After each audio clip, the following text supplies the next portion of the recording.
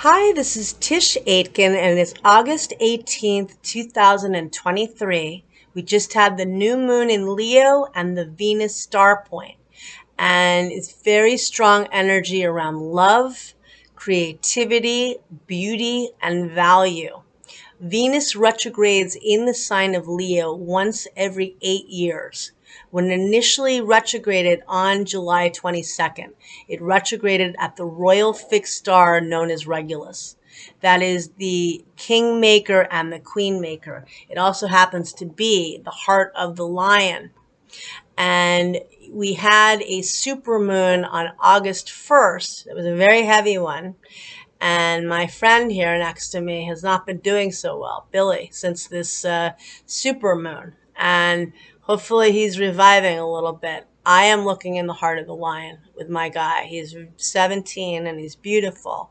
And he encapsulates everything of love. And there are a few people around him right now that are ensuring that he gets the best care possible.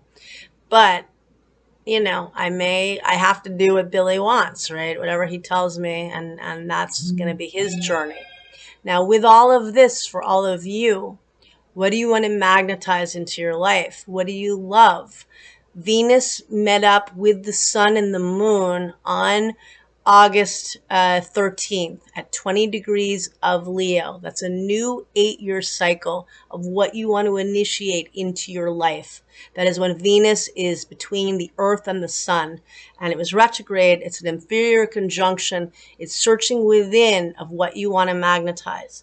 I remember in October of 2018, there was a Venus Starpoint in Scorpio that I worked with very strongly, and a lot came from that. And it was actually from my past. It's something that I didn't intend to. I intended something very happy to happen. And it did magnetize something. So you can work very strongly, especially when it's in your sign. But even if it's not, Leo is the sign of love and of the heart and being courageous and creative. Look up the symbolism for the lion. Very strong, very confident. And Leo is in its dignity. This new moon chart I cast for Washington, D.C. It was at 5:38 a.m. Eastern Daylight Time on August 16th. It's still looming. You can still work with it. Even though the moon's in Virgo this weekend, still work with it. Venus is still traveling in Leo. The sun is a little while longer.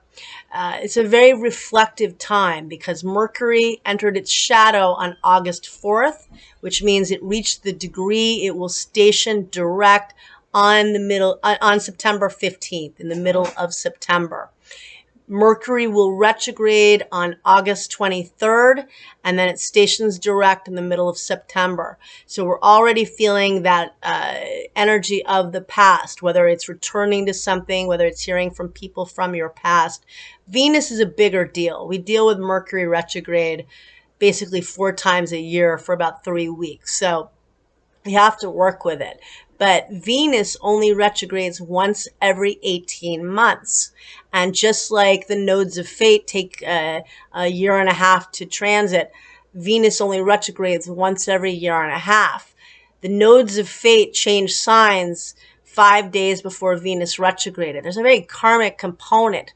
Pluto squared the nodes of fate 3 times in the month of July.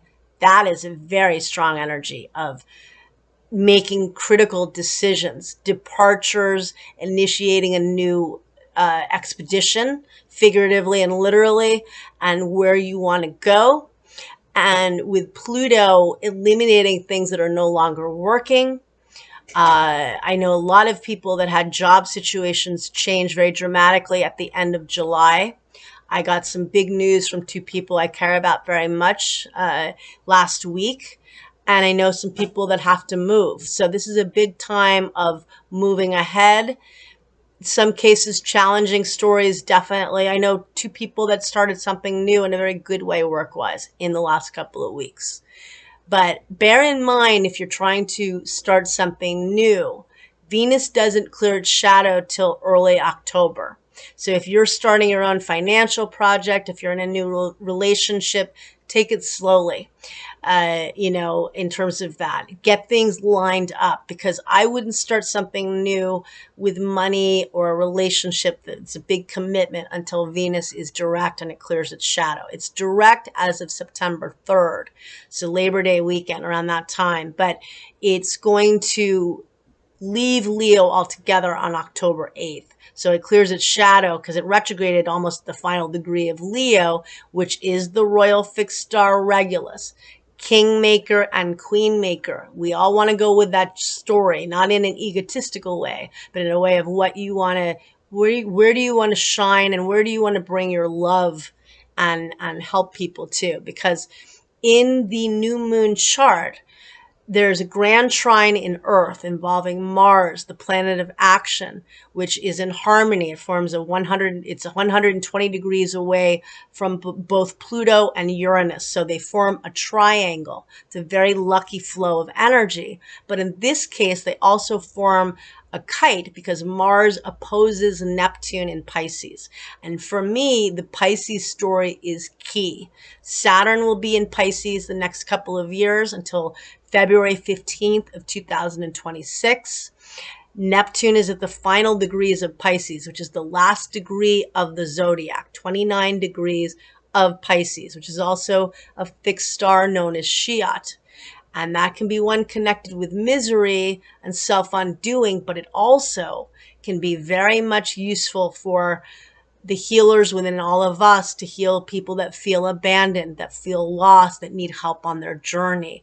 That is a very important part of it. My cat next to me has his north node of destiny at 28 degrees of Pisces, so right by there. And he's a very spiritual being. All animals are, but I feel a especially spiritual connection with him. So I think that you want to go towards Neptune in that kite of selfless love, but you also want to be the leonine person of being courageous, going for what you want, shining in however way you can. This new moon is conjunct Venus that loves to be in Leo. The ascendant for Washington, D.C. is about 16.5 degrees of Leo. That defaults back to the lunar eclipse on May 5th at 15 degrees fixed. 15 Scorpio. The total lunar eclipse on November 8th, that was 16 Taurus, 16 fixed. At the world axis, lots happening. And with this new moon, definitely honor yourself, but do not forget the lost and forgotten.